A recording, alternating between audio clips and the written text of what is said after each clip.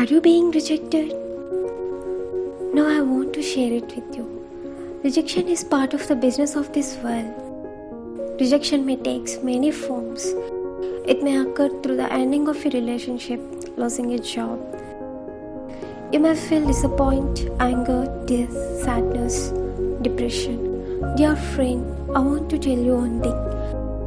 Feelings of rejection can actually cause you to miss God's plan for your life when you withdraw to nurse your wounds. Dear, God desires to heal His people from past hurts caused by rejection. Dear, I want to tell you about Jesus. Jesus faced rejection from family members. Jesus faced rejection from His community. Jesus faced rejection from people who once claimed to love Him. But Jesus finally redeemed from rejection. Rejection is a significant source of pain to many of us. It is truly a sweet comfort knowing that Jesus understands our pain in the most real way, that He shares the burden. But when we look at His life on earth and all He endured for our sake, we see that it's actually us who can identify with Him, not the other way around. He first experienced everything that we now experience in order to redeem it all, to cover it all in grace. Why? Because sin entered the world because two people rejected God and His command. Then in turn, they faced God's eternal rejection. We also were placed under a curse of separation from His favor and bound to His wrath. But Jesus redeemed us from that curse by taking it up on Himself. And we know that when Jesus died on the cross and said it was finished, the rejection had been crucified. Now nothing can separate us from the Father's love.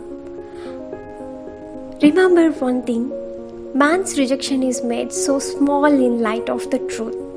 Now we have God's eternal love and acceptance unconditionally.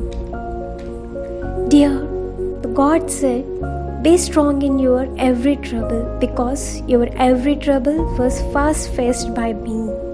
I want it, so you will. God will never leave you empty. He will replace everything you lost.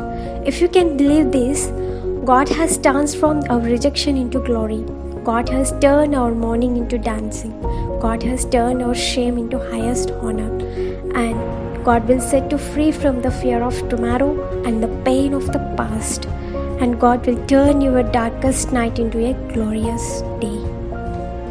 Dear, every time you think you are being rejected, but God's actually redirecting you to something better. Ask Him to give you the strength to press forward.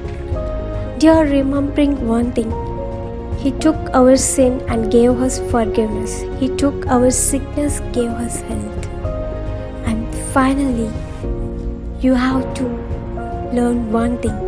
Always remember, don't worry about anything. God is never blind to your needs, never deaf to your prayers, never silent to your pain. He sees, He hears, He will deliver. And finally, if God before you, who could be against you? Get up and try again, dear.